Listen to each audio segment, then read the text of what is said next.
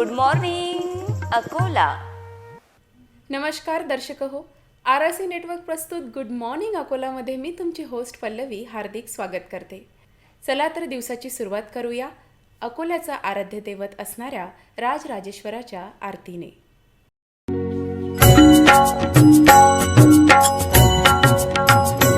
ओम जय शिव ओंकारा, प्रभु हर भज ओंकारा. ब्रह्मा विष्णु सदा शिव, ब्रह्मा विष्णु सदा शिव, अर्धांगी धारा.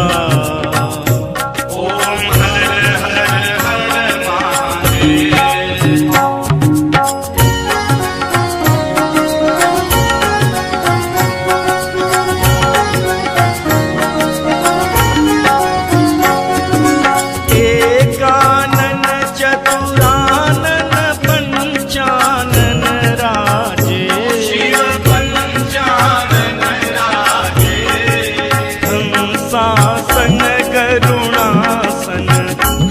शासन गरुणासन वृषवाहन साजे. ओम हर हर हर महादेव.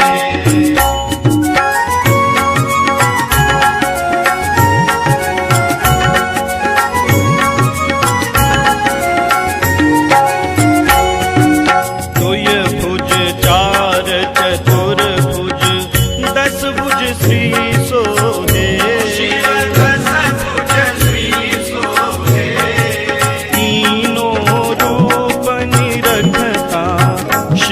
को रूप निरखता त्रिभुवन जन मोहे. ओम हर हर हर महादेव.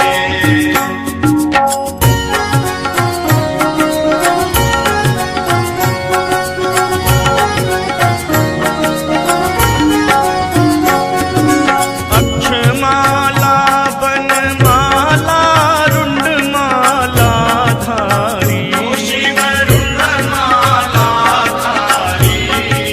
त्रिपुरारी समुरारी, भोले भोलेनाथ पुरारी, कर कमलाधारी. ओम हर हर हर महादेव.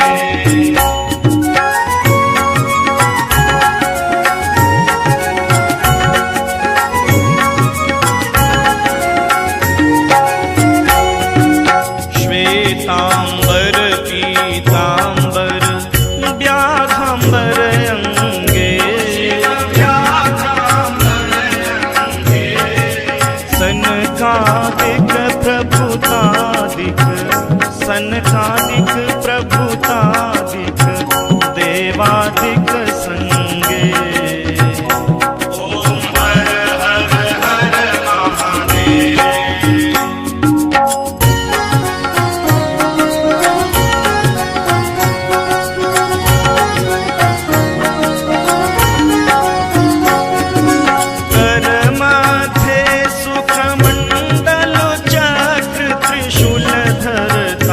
शिव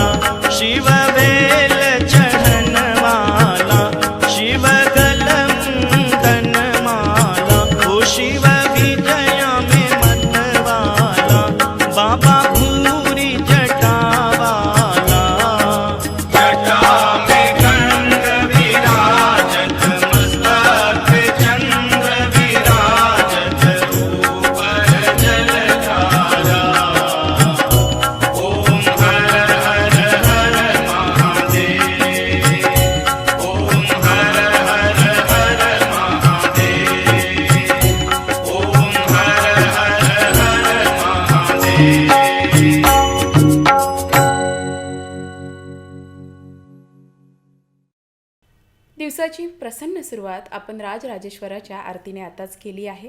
आता वळूया आजच्या जॉब अलर्टकडे. Job alert. स्टाफ सिलेक्शन कमिशनमार्फत उपनिरीक्षक पदाच्या एकूण 4,300 जागा. स्टाफ सिलेक्शन कमिशन यांच्यामार्फत केंद्र सरकारच्या आस्थापनेवरील उपनिरीक्षक पदाच्या एकूण 4,300 जागा भरण्यासाठी पदानुसार पात्रताधारक उमेदवारांकडून ऑनलाईन पद्धतीने अर्ज मागवण्यात येत आहेत. उपनिरीक्षक पदाच्या 4,300 जागा असून शैक्षणिक पात्रता ही पदानुसार सविस्तर शैक्षणिक पात्रतेसाठी कृपया मूळ जाहिरात डाउनलोड करून पाहावी. वेबसाईट आहे https://ssc.nic.in. या वेबसाईटवरती जाऊन तुम्ही मूळ जाहिरात बघून सविस्तर माहिती बघू शकता.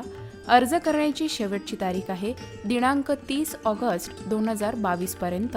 ऑनलाईन पद्धतीनेच अर्ज करता येतील. स्पर्धा परीक्षेची माहिती आम्ही जॉब अलर्टमध्ये देत असतो आणि ही नक्कीच तुमच्यासाठी फायद्याची ठरत असेल अशी आम्ही आशा करतो. आता वेळ झाली आहे एका छोट्याशा विश्रांतीची. तुम्ही कशात कला शोधता हो? कोणी रांगोळीमध्ये शोधते, कोणी कशात शोधते, पण लाकडापासनं तर दगडापर्यंत अनेक ठिकाणी कला बघायला मिळू शकते. अशीच कला आपल्या अकोल्यातल्या एका सरांना मिळाली. प्रायव्हेट जॉब जरी करत असले त्यांचा कलाकार जो मिळून आला आणि लाकडामधली एक कला साधं जंगलात जाताना त्यांना आढळून आली आणि ती कला आहे काष्ठशिल्प. तुमच्यातली कला ही आम्ही पोहोचवण्याचा प्रयत्न करतो. नेहमी आम्ही तत्पर आहोत. शीट चॅनल तर गौरवाचीच गोष्टच आहे की मी एक झोपलेलं मनुष्य, हां हां हां हां तुम्ही मला वेळ आणला, माझा इंटरव्ह्यू घेतला, नाही तर मी तर 40 वर्ष हेच काम करायला समजा. 40 वर्षापासून तर कोणी मला ओळखत नाही तसं. मी कलेमुळे या आता आज तुमच्यामुळं लोक मला बघतात, माझ्या कलेला बघतील, माझं काहीचं नाव होईल. याच्यासाठी तुम्हाला धन्यवाद. बाबांच्या मनात आज काय चाललं असेल? लहानपणीचा कुठला किस्सा किंवा काय कसा स्वभाव होता? आयुष्यामध्ये तुमच्यामध्ये एक कुठली तरी हॉबी असायलाच पाहिजे, तुम्हाला एक छंद असायलाच पाहिजे जो त्यांच्याकडूनच आम्हाला आला आहे. त्याच्यामुळे आम्ही कुठे शिकलेलो नाही. ताई सुद्धा आहे, ती पण कुठेच ड्रॉइंग शिकलेली नाही, मी पण नाही. जे काही आहे ते सगळं बाबांमुळे आणि आईमुळे. आई पण खूप जास्त सपोर्ट करते आणि आजी होती ती या दोघांपेक्षाही जास्त सपोर्ट करत होती. आणि आता मुंबईला लग्न होऊन मुंबईला गेले तर तिथे पण ड्रॉइंगचे क्लासेस घेते. राणी मुखर्जीच्या मुलीला ही सध्या शिकवायला जाते आहे तिला पण. त्याच्यामुळे तिथला स्टुडिओ ते सगळं बघते तर थोडंसं वाटतं की आपणही अकोला येऊन इथे काहीतरी करतो तर बाबांसाठी काहीतरी वेगळं करावं. तिथनं असं वाटत होतं म्हणून ते थोडंसं तुम्ही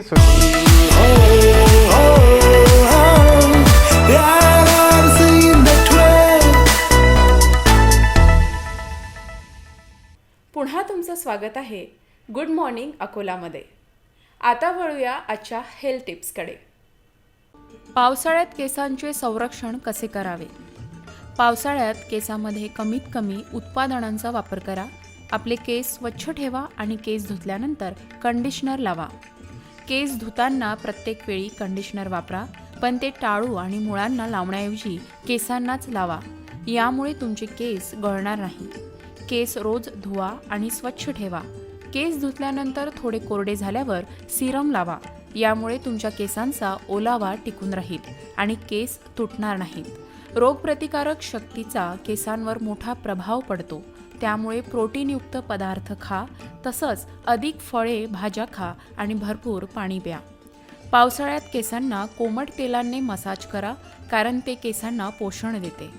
पावसाळ्यात हेअर ड्रायर वापरणे सहसा टाळा, परंतु आवश्यक असल्यास फक्त केस कोरडे करा आणि ड्रायर टाळूपासून किमान 5.5 इंच दूर ठेवून वापरा. केसांवर केमिकलयुक्त उत्पादने वापरू नका, म्हणजेच केस सरळ आणि हायलाईट करणे टाळा. पावसाळ्यात केस ओले होणार नाहीत याची काळजी घ्या. पावसाच्या सुरुवातीच्या दिवसांमध्ये पाण्यात हवेत धुलीकण असतात, ज्यामुळे केस कमकुवत आणि निर्जीव होऊ शकतात. ह्या होत्या आजच्या हेल्थ टिप्स. कसं आहे, पावसाळ्यामध्ये बरेच आर्द्रताजन्य असं वातावरण असतं. त्याच्यामुळे त्वचेचे केसाचे विविध समस्या बऱ्याच जाणवत असतात.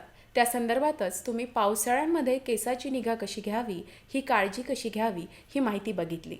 आता वळूया समोरच्या भागाकडे. म्हणजेच आज आपण भेटणार आहोत क्रीडा क्षेत्रातील एका खास व्यक्तीला, ज्यांनी अकोल्यामध्ये मुलींचं बॉक्सिंगमध्ये करिअर घडवण्यात महत्त्वाचा वाटा उचललेला आहे. चला तर बघूया ही मुलाखत.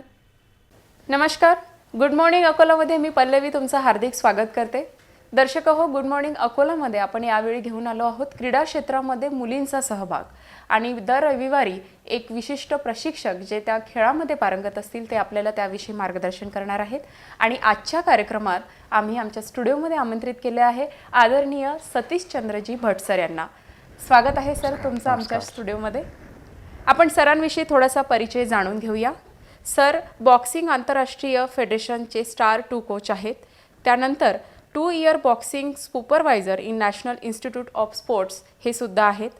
भारतीय वरिष्ठ टीमसोबत त्यांनी कार्य केलं आहे. Maharashtra boxing association coaching commission chairman person आहेत. त्यानंतर महाराष्ट्र शासनाचे मुख्य मार्गदर्शक म्हणून ते कार्य करतात आणि प्राचार्य आहे क्रीडा प्रबोधिनी अकोल्याचे. त्यानंतर अकोल्यात हजारो संख्यांमध्ये राज्य, राष्ट्रीय व आंतरराष्ट्रीय विद्यापीठाच्या स्तरावरचे खेळाडू त्यांनी स्वतः तयार केले आहेत आणि अकोल्यामध्ये मोठ्या प्रमाणे जिल्हा, राज्य व राष्ट्रीय स्पर्धेचे ते आयोजन करीत असतात. आणि अकोला शहर हे देशात वेस्ट स्पोर्ट्स ऑर्गनायझिंगमध्ये म्हणून सन्मान चिन्हसुद्धा सरांनी आपल्या अकोल्याला मिळवून दिलं आहे. आणि अकोल्यासाठी आता त्यांचं स्वप्न आहे की गोल्ड ऑलिम्पिकमध्ये यायला हवं. तर सर चर्चेला आपण थेट सुरुवात करूया. आपला विषय आहे सर की अकोल्यामध्ये मुलींचं खेळामध्ये भविष्य आणि ते असणं ही काळाची गरज. तर मुलींमध्ये पहिला प्रश्न असा की मुलींनी हा खेळ म्हणजे यायला हवं का खेळामध्ये? मैडम आज के स्पोर्ट्स में अगर आप अभी ओलंपिक में देखा, कॉमनवेल्थ गेम आपने देखा होगा, ओलंपिक में देखा, जो भी तो स्पोर्ट्स में महिलाओं का सहभाग बहुत ज़्यादा बड़ा है. और मुझे बताते हुए बड़ा हर्ष हो रहा है कि इसी साल, अगर आज इंटरव्यू का टाइम है, इसी साल हमारी अकोला से एक लड़की एशियन सिल्वर मेडल लिया. अरे बाप रे. और वो आपके आरआरसी से भी संबंधित है. उनके फादर आपके जो सिटी चैनल हैं उसमें कहीं केबल ऑपरेटर का भी काम करते हैं और प्रभात किड्स स्कूल में वो लड़की पढ़ती है. तो एशिया में सेकेंड रैंक में रही वो लड़की. अरे बाप रे. और कोरोना काल के होते हुए भी. तो ये अपने आप में एक बड़ा विषय है. इसके अलावा हमारे पास बहुत अच्छी अच्छी लड़कियाँ रही हैं. मुझे बताते हुए बड़ा हर्ष हो रहा है कि महाराष्ट्र की पहली अंतर्राष्ट्रीय जो बॉक्सर है वो अकोला की है, नयनतारा बागड़े करके. नयनतारा बागड़े. उसके अलावा कई और अंतर्राष्ट्रीय प्लेयर यहाँ से. एक अच्छा हम कई साल से महाराष्ट्र में नंबर 1 पोजीशन में रहे हैं गर्ल्स में. आज देश का कोई ऐसा टूर्नामेंट नहीं है, कोई ऐसा इवेंट नहीं है जिसमें अकोला की लड़कियों को पदक नहीं है. पदक नहीं और उन्होंने पार्टिसिपेट भी किया नहीं, ऐसा नहीं हो सकता. हाँ, और काफ़ी अच्छी अच्छी जगह पे बच्चे हमारे लड़कियां काम कर रही हैं. तो हम ये बोल सकते हैं कि अकोला की लड़कियों ने बहुत अच्छा परफॉर्मेंस दिया है नेशनल लेवल पे. जबकि एक छोटा सा ज़िला है फिर भी हम बॉम्बे, पूना, ये जितने बड़े बड़े हुए हैं उनको बीट कर रहे हैं मतलब.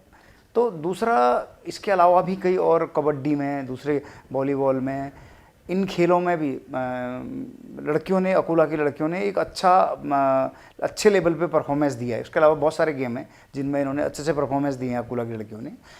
अब ज़रूरत है कि उनको एक सही मार्गदर्शन और उनके लिए सुरक्षित माहौल बनाने का. कि जहाँ गार्जियन को लगे कि मेरी बेटी सुरक्षित है और यहाँ से आगे वो अच्छा परफॉर्मेंस देश के लिए या महाराष्ट्र के लिए अच्छे पदक जीत सकती है. बहुत ही खूप सर. और देखिए की खेळ जो असतो, आता खेळ खेळायचा आहे परंतु शिक्षणासोबत शाळेचं सुद्धा खेळाची निवड करताना तेवढंच महत्त्व आहे असं आपण म्हणू शकतो. तर शिक्षणासोबत खेळाचं करिअर करत असताना कशी निवड करावी आणि ती करत असताना काय सावधानी बाळगावी? देखिए कैसा है कि बड़ा अच्छा उदाहरण देता हूँ मैं कि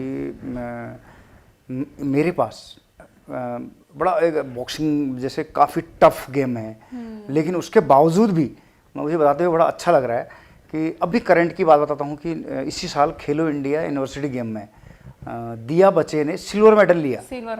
ठीक है, महाराष्ट्र की बेस्ट बॉक्सर रही, गोल्ड है. इंडिया में बेस्ट 8 में आई थी वो सीनियर ग्रुप में, है ना. तो उसके बाद साथ साथ वो सिविल इंजीनियरिंग में इसी साल उसने 94% दिया. अरे बाप रे. 93 या 94% है. तो एक आप देखिए ना कि एक लड़की बॉक्सिंग जैसा टफ गेम नेशनल लेवल के इवेंट में मेडल ले रही है और साथ में सिविल इंजीनियरिंग में फाइनल ईयर में 93-94% ले रही है। तो ऐसे ही हमारे एक मित्र हैं शर्मा जी, उनकी लड़की है ऐश्वर्या शर्मा, वो नेशनल में चैम्पियन है, एक बार सिल्वर है और उसका MBBS हो गया है। अरे बाप रे। ऐसी एक रचना गुप्ता करके हैं, वो उन्होंने MBBS की है, मतलब सिविल में मास्टर डिग्री कर रखी है और लगभग सी नेशनल में हर जगह उनके मेडल हैं, सी नेशनल में, और 7-8 बार महाराष्ट्र सीनियर में मेडल हैं। तो ऐसे बहुत सारी हम अभी लड़कियां हैं। अभी एक छोटी लड़कियां हमारे पास आती है, 7th क्लास में पढ़ती है। इसी साल वो उसने वो जो एक कंपटीशन के एग्जाम वो रहता है ना, परीक्षा रहती है, वो परीक्षा पास की और साथ में नेशनल में अब भी 2 महीने पहले बेंगलोर में, मतलब कर्नाटक में उसने देश के लिए दूसरा स्थान प्राप्त किया। समीक्षा सोलंकी है, नेशनल चैंपियन है। हाँ, नेशनल चैंपियन है और अब भी नेशनल चैंपियन, करंट में नेशनल चैंपियन है और साथ में पढ़ाई में भी बहुत अच्छी। तो बहुत ऐसे उदाहरण हैं कि जिन्होंने अभी की जो पीढ़ी है वो स्पोर्ट्स और स्टडी दोनों में ही अव्वल जा रहे हैं। ये अच्छे स्कूलों का, उनके गार्जियंस का, कोचिंग का इफेक्ट है। मुझे ऐसा लगता है कि अगर आप जब सिलेक्शन करते हैं तो प्रॉपर कोच के पास अगर आप बच्चे को डालते हैं, क्योंकि अब पिक्चर देख करके या किसी के सुन करके आप मत कीजिए। आप जब बच्चे एक लड़की को अपने किसी भी पर्टिकुलर जगह आप डालते हैं तो पूरा उसका वहाँ का बैकग्राउंड देखिए, उनके पास लॉन्ग टर्म प्लान है कि नहीं, साइंटिफिक अप्रोच क्या है उनके पास, और वो आपका बच्चे का भविष्य सुरक्षित है कि नहीं, ये सारा इन्वायरमेंट देख करके बच्चे को डालना चाहिए, ऐसा मुझे लगता है। और साथ साथ में आपने बीच में जब एक बार बच्चे को डाल दिया कि आप भूल गए, ऐसा नहीं, बीच में फीडबैक लेते रहिए, आप कोच के साथ फीडबैक लेते रहिए, बच्चे के साथ फीडबैक लेते रहिए। तो जिससे आप और आपके बच्चे की प्रोग्रेस और दोनों चीज़ों का एक बैलेंस बना रहेगा। और जो आपकी बच्ची सही राह में जा रही कि नहीं जा रही है, क्योंकि गुमराह करने वाले भी बहुत मिलते हैं रास्ते में, तो उससे बचाना गार्जियंस की भी जिम्मेदारी होती है उस सिस्टम के अलावा। तो ये अगर चीज़ें अगर आप केयर करते हुए आगे बढ़ाते हैं तो धीरे धीरे आपको क्या कहते हैं, राष्ट्रीय अंतर्राष्ट्रीय लेवल पे बच्चे नज़र आएंगे और अच्छे लेवल पे। क्योंकि एक बार स्पोर्ट्स में अगर आपका बच्चा चला गया तो बहुत अपॉर्चुनिटीज़ हैं वहाँ पे। अभी महाराष्ट्र गवर्नमेंट ने 5% स्पोर्ट्स कोटा कर रखा है। यदि किसी मेजर टूर्नामेंट में आपका बच्चा गोल्ड या मेडल लेता है, Commonwealth, Asian championship, world championship, Olympics, इन अगर इवेंट में मेडल लेता है तो डायरेक्ट क्लास 1 दे रही महाराष्ट्र गवर्नमेंट। तो इससे अच्छा गवर्नमेंट भी नहीं है। तो ये इसका फ़ायदा बच्चे ले सकते हैं। और नहीं तो अगर वो मीडियम क्लास के हैं, अगर स्पोर्ट्स और दोनों साइमल्टेनियसली से लेके चलते हैं तो वो और अच्छा उसमें दोनों को लेकर के फ़ायदा ले सकते हैं। स्पोर्ट्स के कई बेनिफिट हैं, जो 5% स्पोर्ट्स कोटा है, स्कूलों में जो 25 मार्क्स मिलते हैं, इनके बेनिफिट लेकर के अपने भविष्य आगे वो अच्छा एक कैरियर के रूप में भी अपने कर सकता है। इसके अलावा स्पोर्ट्स का मेन मोटो ये है कि भाई बच्चे को जो है, जो एक उसके अंदर सेल्फ कॉन्फिडेंस आता है, वो सोसाइटी में हर जगह अपने को अव्वल समझता है कि नहीं, मैं नॉर्मल व्यक्तियों से हटके मुझे काम करना है। ये सारी भावनाएं स्पोर्ट्स के द्वारा ही संभव है। अदरवाइज कैसा है कि हम स्पोर्ट्स को डाल तो दिया हमने बच्चे को, लेकिन कई बच्चे 10th में फेल हो गए, घर में कोई प्रॉब्लम आ गई, सुसाइड कर लिया, डिप्रेशन में आ गए। तो स्पोर्ट्स में जो हारने जीतने संघर्ष स्ट्रगल जो सीखता है बच्चा ट्रेनिंग के दौरान, कंपटीशन के दौरान, वो उसके जीवन में बहुत काम आता है। जब कभी मुझे एक ध्यान में आ रहा है, मेरा छोटा भाई IAS का प्रिपरेशन कर रहा था, तो मैंने बोला यार करना भी जरा 2 साल और तैयारी कर। वो कह रहा यार मैं तुम्हारी तरह ना स्पोर्ट्समैन नहीं हूँ। IAS निकाला, रिटर्न क्वालिफाई हो गए थे, तो इंटरव्यू के लिए थे, तो इंटरव्यू में 3-4 मार्क्स से कम वो प्रॉब्लम आई। तो कह रहा यार मैं तुम्हारी तरह स्पोर्ट्समैन हूँ, लड़ने की मुझे वो बात नहीं, एक ताकत रहती है। हाँ, तो ये अगर वो स्पोर्ट्समैन होता तो शायद उसको और बेनिफिट मिलता।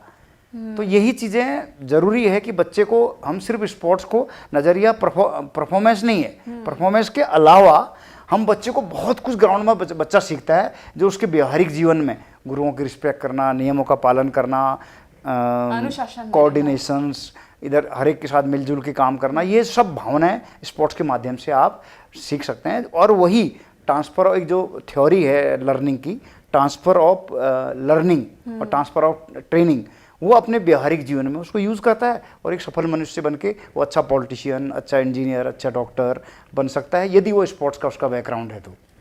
खूपच छान सर. आणि आपल्याला पुरातन काळापासून खेळाचा इतिहास आहे आणि आता अकोल्यामध्ये बॉक्सिंगमध्ये मुलीचं जे करिअर आहे ते जास्त उज्ज्वल होताना आपल्याला दिसतंय आणि ते तुमच्या अकॅडमीमध्ये.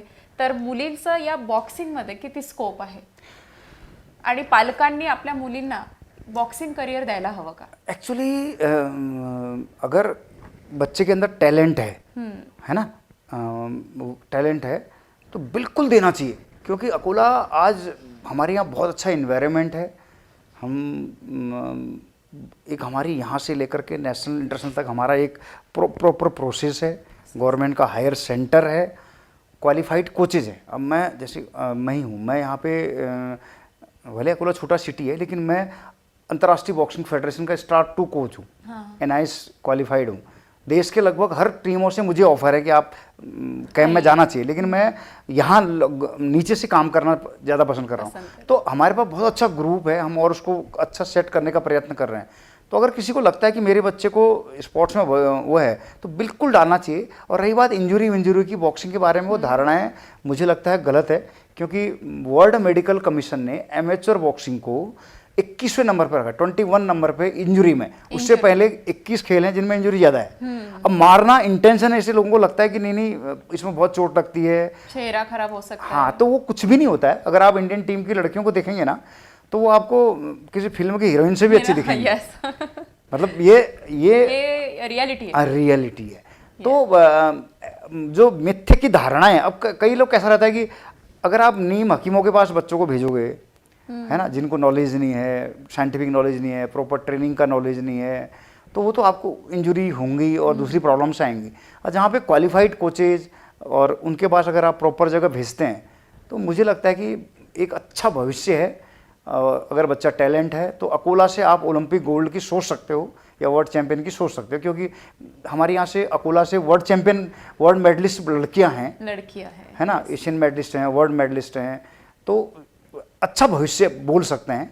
और हम होप भी कर रहे हैं कि 2024 में पेरिस ओलंपिक में भी हमारी कुछ लड़कियां हमारी टीम में आनी चाहिए. जैसे पूनम, साक्षी, इनकी बहुत अच्छी कंडिशन है, ये टीम में आ सकती हैं. कसं आहे की बॉक्सिंगमध्ये आपल्याला विचार पडतो की ते करिअर जर आपण आपल्या मुलीला दिलं तर तिची शारीरिक जी दुखापत आहे ती जास्त होईल आणि भविष्यामध्ये तिचं काय होणार. परंतु सरांनी सांगितल्याप्रमाणे योग्य कोचकडे जर तुम्ही कोचिंग घ्यायला पाठवलं आणि जे सायंटिफिकली व्यवस्थित असेल तर तिचं करिअर उत्तम असणार आहे खेळाडूमध्ये. तर सर पुढचा प्रश्न असा आहे की शारीरिक क्षमता जी आहे त्याचा विकास, आत्मसंरक्षण ह्या गोष्टी स्पोर्ट्समुळे खूप घडतात जसे की तुम्ही सांगितलं.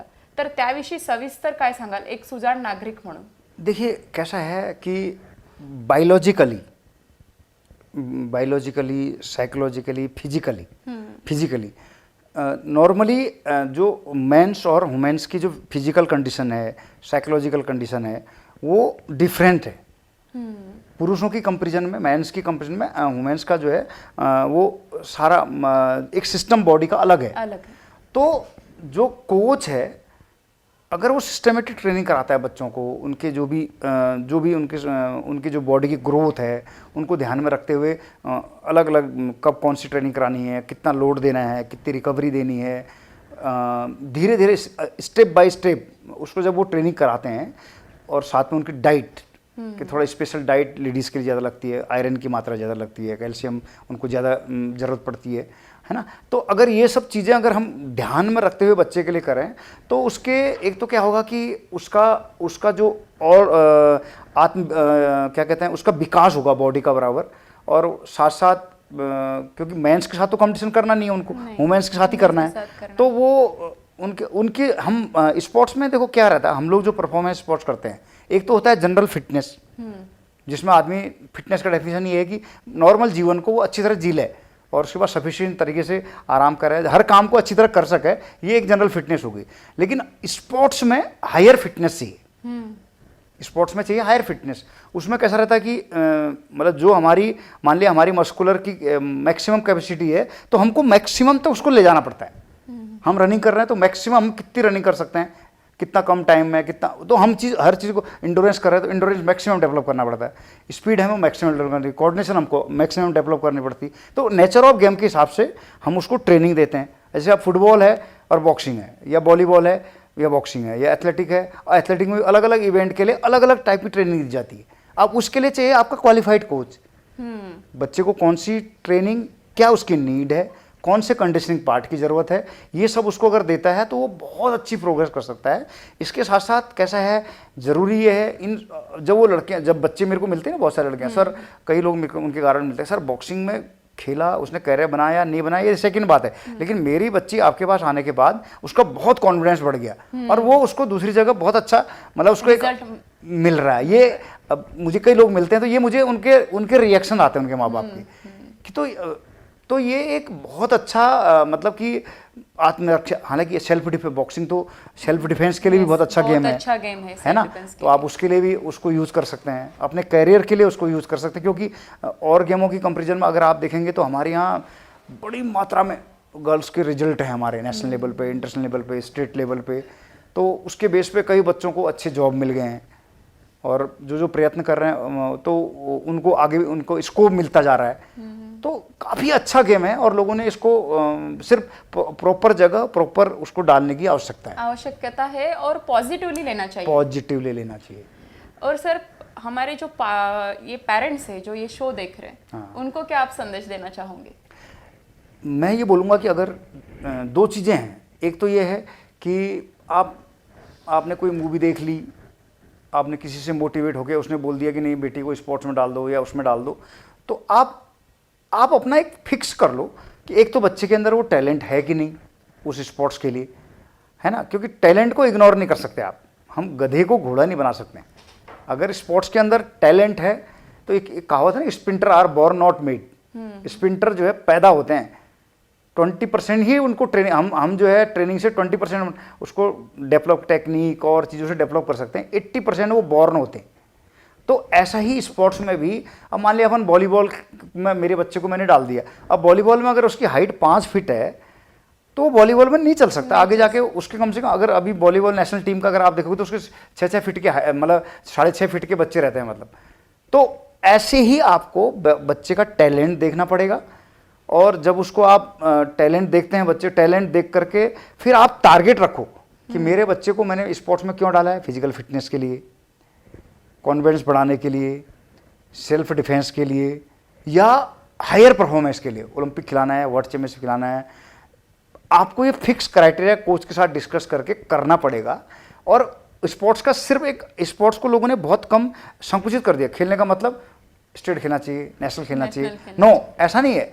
स्पोर्ट्स का मतलब है, स्पोर्ट्स इज लाइफ, खेल लाइफ है। आप बच्चे को जब भेजते हो ना तो बहुत सीखता वहाँ हो, और मतलब उसके ज़िंदगी में एक अलग ही खुश, जब जब बच्चे खेलते हुए देखना आप कैसे प्रफुल्लित रहते हैं, सारी दुनिया के दुख दर्द सब भूल जाते हैं, है ना, उनके अंदर ऑटोमेटिक एक एनर्जी आती है। हाँ, जब वो खेलते हैं, मान ले बॉल खेल रहे हैं, पास दिया तो कोऑर्डिनेशन की भावना बैठती है, अकेले जाके फेंक रहे हैं, उनके अंदर क्या कहते हैं, लीडरशिप की क्वालिटी बैठती है। जब टीम हार रही है तो फिर उसको मोटिवेट करके नए से तैयारी करते हैं, जीतने का प्रयत्न करते हैं। और ये सारी चीज़ें नियमों का पालन करते हैं, अपने गुरुओं की, अपने जो वो कोच की, अपने सीनियर की, जो कलीग की जो रिस्पेक्ट करते हैं, वही कल को घर में, परिवार में, कल को अपने व्यवहारिक जीवन में जब बड़े होते हैं वो, तो उसी को उसमें ये यूज़ करते हैं। और इसका फायदा ये होता है कि वो एक अच्छा हम नागरिक बनाते हैं। मेरा तो ये मानना है कि देश का प्रधानमंत्री अगर एक स्पोर्ट्समैन होगा, है ना, एक IAS ऑफिसर या एक IPS ऑफिसर या जो भी व्यक्ति स्पोर्ट्स से गुजर के जाएगा तो उसके अंदर काम करने की स्पिरिट अलग होगी नॉर्मल लोगों से। अगर आप किरण बेदी को देखिए, Kiran Bedi tennis, long tennis में एशियन चैंपियन थी, है ना, और जब तक उन्होंने IPS का जॉब किया, as a IPS first lady थी वो, फर्स्ट IPS ऑफिसर थी, है ना, तो उन्होंने जब भी वो जहां भी रही, उन्होंने नॉर्मल लोगों से हटके काम किए, है ना। तो ये सब चीजें हमको नॉर्मल व्यक्तियों से हटके कराती हैं। और जो एक संकुचित विचार, अब मैं बताता हूँ ना कि अभी जितने बड़े बड़े स्कूल हैं, अब अकोला में भी प्रभात किड्स देखिए, very good school for sports, है ना। ऐसे मैं देहरादून नैनीताल में जो बड़े बड़े स्कूल हैं, बिरला हैं, दूसरे स्कूल हैं या जो भी है, वो लोग एक्स्ट्रा कूलर एक्टिविटी पे ज़्यादा जोर देते हैं और उसका नतीजा रहते हैं वहाँ से निकलने वाले बच्चे, उनके अंदर खूब कॉन्फिडेंस होता है और वो जीवन के हर क्षेत्र में बहुत अच्छा काम करते हैं, ज़्यादा आगे बढ़ते हैं। कंपैरिजन की एक वो संकुचित जो स्कूलों में सारा मैंने डंडा मार के पढ़ाई और लगे हैं, तो उनकी कंपैरिजन में तो बच्चे को खूब चांस देना चाहिए। एक बेसिक कंसेप्ट है ना कि जब आप स्कूल में जाते हैं तो आपको मैथ्स भी पढ़ाते हैं, साइंस पढ़ाते हैं, मराठी पढ़ाते हैं, हिंदी पढ़ाते हैं, सारे सब्जेक्ट नीचे पढ़ाते हैं। धीरे धीरे जब आप ऊपर जाते हैं तो फिर आप 10th से आपके कुछ सब्जेक्ट कम हो जाते हैं, फिर 12th से आपके कम हो जाते हैं, फिर आप मेडिकल साइड चले जाते हैं, आप इंजीनियरिंग साइड चले जाते हैं। ग्रेजुएशन के बाद आपको लगता है कि नहीं यार मेरे को भारतीय प्रशासनिक सेवा जाना है, बच्चे के टैलेंट को देख, उसको लगता है कि मेडिकल के फील्ड में जाना है। तो ऐसे ही नीचे ब्रॉड बेस होना चाहिए और वो बच्चा फिर आगे उतना ही अच्छा काम करेगा, क्योंकि हम जब जनरल सोसाइटी में जाते हैं तो हमको ये सब चीज़ें फेस करनी पड़ती हैं। कई टाइप की पॉलिटिकल प्रॉब्लम्स आती हैं, कई टाइप की वो आती हैं, उन सबको फेस करना पड़ता है। और उसी को यही एक स्पोर्ट्समैन के द्वारा, अगर आपका बच्चा स्पोर्ट्स के माहौल से निकला है और नियत आपके अच्छी ट्रेनिंग से निकला है तो वो बहुत कुछ सोसायटी में अच्छा देगा, मेरा ऐसा मानना है। नाही, आणि खरंच सरांनी इतकं मोलाचं मार्गदर्शन केलं आहे. दर्शक हो बघा, पालकांना त्यांनी मोलाचा संदेश दिलेला आहे की मुलांची कुवत, त्याची क्षमता ओळखून तुम्ही खेळाची निवड करा आणि खेळ हा फक्त नॅशनल चॅम्पियन किंवा आंतरराष्ट्रीयमध्येच एखादं मेडल मिळवलं पाहिजे म्हणून न लावता त्याला एक सजाण किंवा सजग नागरिक म्हणून तो एक बनला पाहिजे आणि तो आत्मनिर्भर बनला पाहिजे. या उद्देशाने तुम्ही खेळाची निवड करू शकता आणि मुलींना विशेष प्राधान्य द्या. गुड मॉर्निंग अकोलामध्ये मी तुमचं मनापासून आभार मानते सर. आम्हाला बॉक्सिंग विषयी इतकं छान मार्गदर्शन केलं. मुलीचं भविष्य बॉक्सिंगमध्ये काय असणार आहे याविषयी तुम्ही सखोल माहिती दिली. दर्शको हो, पुन्हा भेटूया नवीन भागामध्ये. तत्पूर्वी नमस्कार. आताच तुम्ही मुलाखत बघितली आणि नक्कीच आम्ही आशा करतो की आमच्या या सगळ्या सेगमेंटमधनं तुम्हाला दिवसाची सुरुवात ही प्रसन्न तर होतच असेल, सोबतच ज्ञानपूर्ण होत असेल. कार्यक्रमाचा समारोप करत असताना आम्ही आता इथेच थांबतो. पुढच्या भागात पुन्हा भेटूया गुड मॉर्निंगच्या या भागामध्ये. तत्पूर्वी नमस्कार.